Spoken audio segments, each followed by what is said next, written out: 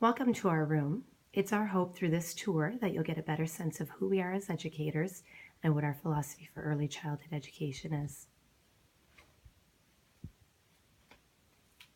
In the corner, we have our little quiet reading area, and we try to make this a place of wonder and discovery for the children so that they're engaged and excited to come and read some of the materials and explore some of the new treasures awaiting. We have pastel self-portraits that the children have done, and some magical things on the shelf for them to explore. We try to bring nature into whatever center we're at, so there are many magical things for the children to wonder about, and we hope that this helps provoke interest and spark a new exploration. Math is a big part of our room, so we've tried to organize our books at this center by color so that children are sorting instead of using the more traditional bookcase. Cozy pillows and little sofas that are child-sized create a warm and inviting environment for them. We often find children socializing at this center. In our room, we try to use every space imaginable. So we have a lot of documentation that's put in different centers so that children can reflect upon their experiences and think about what they might do at some future play point. Outdoor exploration is a big part of our philosophy at David Suzuki School, so you see many pictures of the children playing outdoors. Math is also a big part of our program, so at this particular center we've highlighted some of our math work. We try to engage children in thinking about how to document in innovative ways, so we have some translucent photocopied photos of their math hanging from these branches. Lots of information about what our belief for math is in an inquiry-based program. Read-alouds with materials to be used, and innovative ways of documenting. Here you'll see that we have some documentation regarding students' work in math, and the QR code attached to the documentation when scanned will lead a user to all of the math posts on our blog. This is a convenient way to regularly update the digital documentation in our room without needing to continually do so by hand.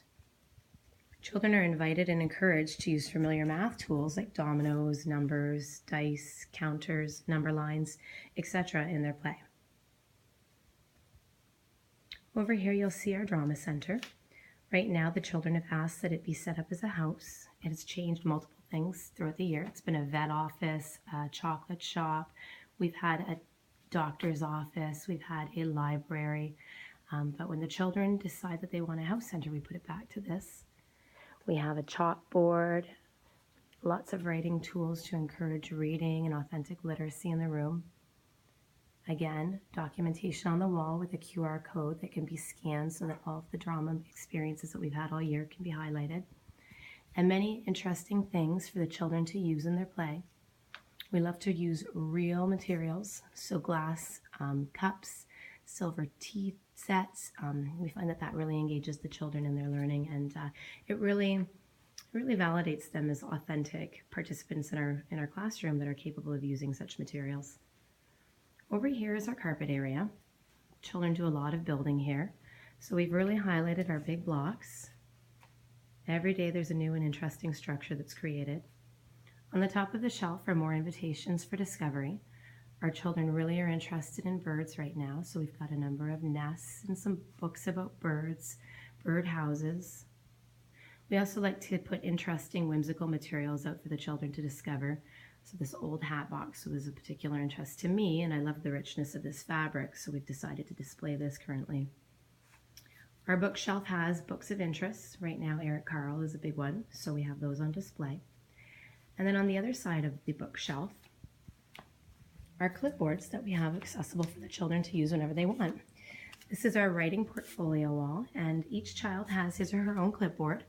We encourage the children to take a look and see if they have any writing on display, and if they don't, we encourage them to think about providing a piece by the end of the week. These clipboards are then brought back to a consolidation and sharing circle where children can speak about what they've done, and then they're emptied. Children can choose a piece to put in their portfolio and then bring the rest home. We like having lots of cozy pillows around the space. That way children can take them and use them wherever they'd like. Sometimes they're a building prop, other times they're used when children need a rest, just want to sit down and socialize. Over by the door, you'll see we have our learning portfolios. Each child has a portfolio, And these portfolios contain many different things. Students self-select pieces of art and writing and different things that they're proud of from the room, and those are included in their portfolios. But the educators in the space also put things in there. So we like to include checklists, annotated photos, learning stories, artifacts of learning that we find from the play, like writing samples from drama or perhaps writing samples from our classroom mailbox. These are really full of many different materials, and we think that that helps us triangulate the data and really check to see the progress of our children and where we need to move forward to support their learning. These are also sent home on a regular basis to parents, and insight is asked from the parents. So we provide a reflection page, and parents can fill out their observations and their hopes for next steps for the children. Right next to that is our literacy center. So you can see that the children have co-created an alphabet on the wall with paper mache. We have many different beautiful writing materials that are displayed so that children have easy access to them, and that way they're encouraged as well to use the materials.